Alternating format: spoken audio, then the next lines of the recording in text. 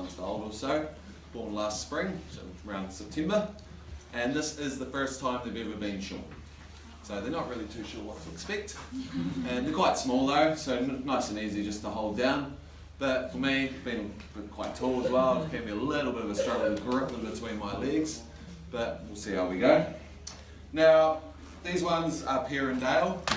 Perrindale are more of a meat breed than a wool breed. So Walter Peak Station has 20,000 sheep, they have 15,000 of the Merino, and then 5,000 of these Perrindale. So the Merino are ones we use for that wool, really soft, really comfortable to wear against the skin, so that's why we use it in all that nice clothing. This breed though, their wool's not very comfortable to wear, so it's going to be used more in carpet, textiles, insulation, things like that, not clothing. It just would be far too scratchy against the skin. So that's why they're more of a meat breed, these ones. And the reason we're shearing these lambs now is because they are mainly used as lamb meat. So shear them as it's getting cold, actually makes them eat more when they're back out in the paddocks, builds up their body fat, and it's all about making those lambs as big as we can possibly get them. Now the ones that are still here in 6 months' time, will start of spring again, they'll get their second shear, and then we'll shear them once a year after that. So they can get shorn twice in that first year. But Merinos, we'll just shear them that one time in that first year of life though. It's just more for the meat breeds that we need to shear them twice. Right, so we'll get one out in a sec. So I've got my overalls and my special shoes. So they are a little bit dirty from being outside, but also quite oily. So that's lanolin, and it's good for your skin.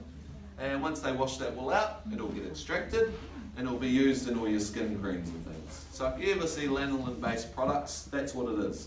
A naturally producing oil in the sheep's wool, which also helps them out in the rain, so the water are more likely to bead off them with all that lanolin in their wool as well. The wool's also really good because even if it does get wet, it still keeps you warm, which is why it makes good tramping, camping, hiking gear. Get stuck out of the bush could actually help save your life. Now, your shearing is done by a shearing gang, just contractors, travel around the different farms and stations that have hired them, shear all the sheep, move on to the next one.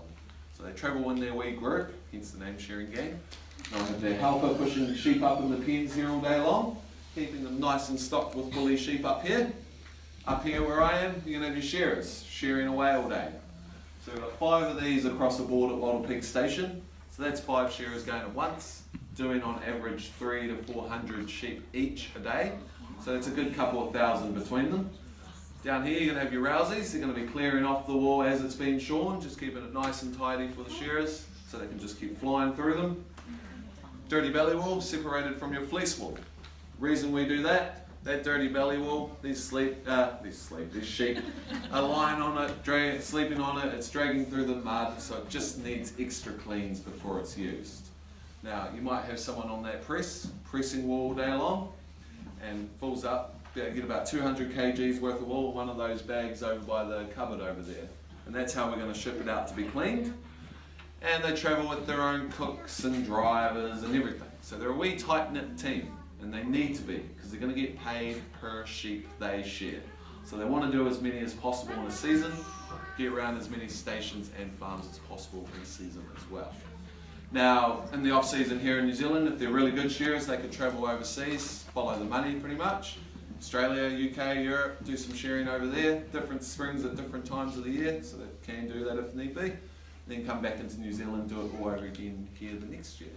Now, a lot of your helpers and rousies and that, they might just have regular other jobs and then come back in the next season to help out in the sheds again as well. Alright, we'll get one out, we'll get one ready, get one going to go. So, got my handpiece ready to go. Modern technique shearing, all driven by power. Bit of oil. That's just to stop any friction heat between the cutter and the comb there. And that's what's going to work together to get that wool off right against the skin. But if you don't oil it up, it can a lot of friction heat between the cutter and the comb, and it's going to get really hot against that sheep's skin, and it's going to wriggle a lot more. So just to help keep it nice and cool. Also oil in the chamber to help keep it cool in my hand as well. And that's why I'm wearing these shoes, because it is pretty slippery up here, so it just stops me from slipping around too much compared to the old work boots. So that's the modern way. This is the old way. That's how they used to do all the shearing. So take a lot longer. Not going to get through as many sheep, not going to get as close to the skin. but still very useful because you can carry them around with you, keep them in your truck or on your bike. Just keep ours in the shed here, keep them sharp. You might be out doing whatever you're doing for the day out in the paddocks, come across a sheep with something stuck in its wool, some bad dags hanging off it, you might whip those out, give her a tidy up, away she goes again. So they are still very, very useful. But yeah, it's going to take a lot longer to shear all the sheep with one of those. Right. Just want to make sure it's not shaking around in my hand too much. Feels good. One lucky last scoop of them in here. It's alright, you guys are happy with your don't worry. Bring those up. Got lots of stuff stuck in the ball too, lots of prickles. Make it nice and fun.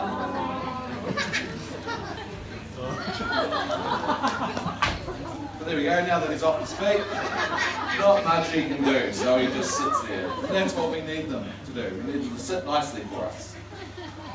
So as long as we keep those feet off the ground, keep that head up under my control, I should always have control over him. And here's a wee boy, this one, he's a wee castrated male, so he's what we call a wether.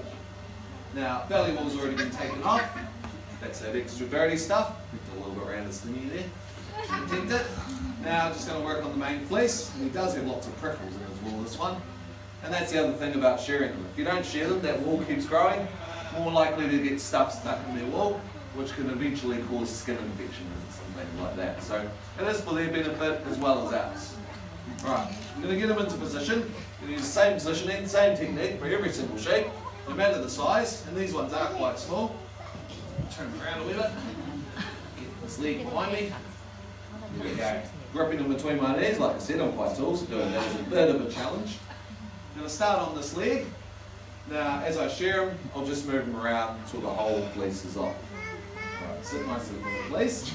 Does make it a lot easier when they do. Push into that leg. Into that thigh there a little bit. Right round.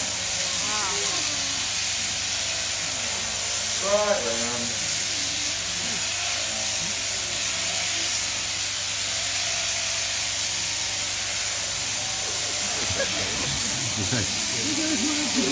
Nice clean skin, that's what you want to see.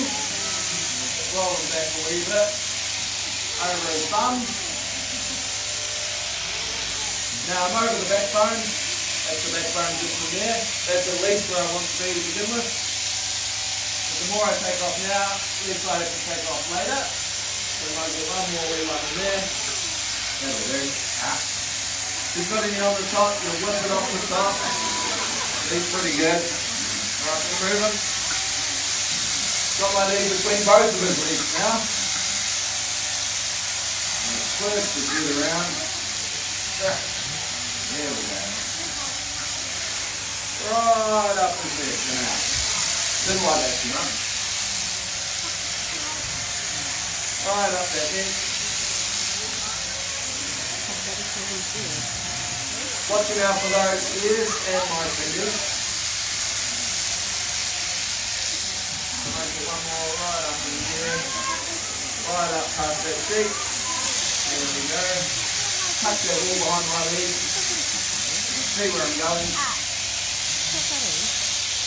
Down the front leg. Right underneath. And go down that belly a little bit. There we go. Right, I'm going to move them. Roll them. Rip those ears out of the way.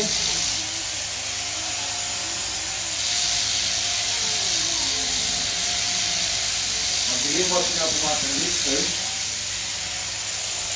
Right up his back.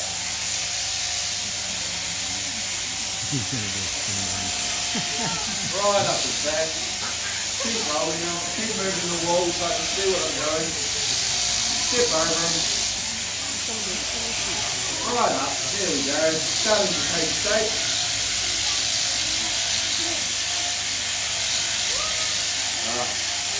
Gonna move them again. Roll them around. Get between them.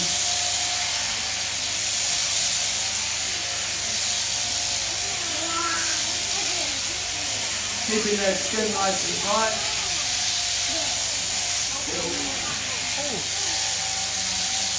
You don't keep that skin tight, that's when you're more likely to mix them. You don't want that as much as possible.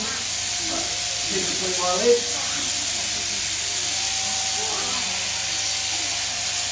Right underneath there. Right down their belly. Right down the belly.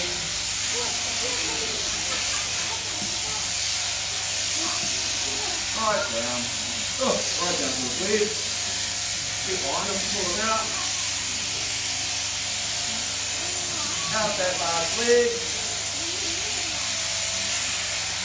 Keeping that leg as straight as I can. Keeping that skin nice and tight.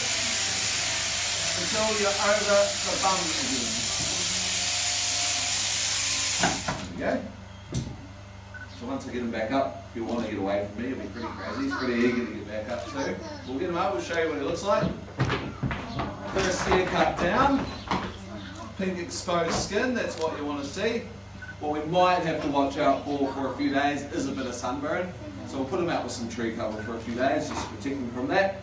After that, he'll have just a wee layer to protect him from the sun and any rain like that as well. With that lanolin will help bead off him. But he's going to eat a lot more as well to help fight off that cold and build up that body fat. Now, if he's still here in 6 months' time, get that second share and then once a year from then on. I'll put him back with his mates, he's a bit more happy.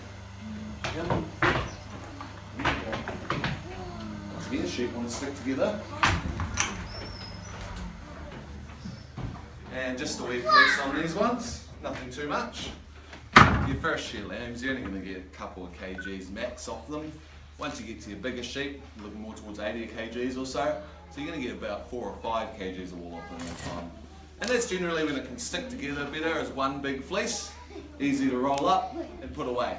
This stuff's starting to get there, but not completely staying together yet. And that's what the technique's all about as well, just keep it as that one fleece. Alright, so it's a little bit dirty because he's been outside. A little bit yellow and greasy from the lanolin. Good for your skin. Now, you guys are more than welcome to come take some of this home with you if you like. Little souvenir. Now, I know lots of you are travelling overseas, so if you want to take it out of the country, just got to declare it, but you're more than welcome to help yourself. Otherwise, gift shop's open if you want to have a little look in there as well. And there'll be a wool spinning demonstration in there too, if you want to see that. Otherwise, the install will be back in about 10 or 15 minutes. But I hope you've enjoyed your time here today, guys. Hope you've learned something new. Enjoy your stay in Queenstown. Thank you very much.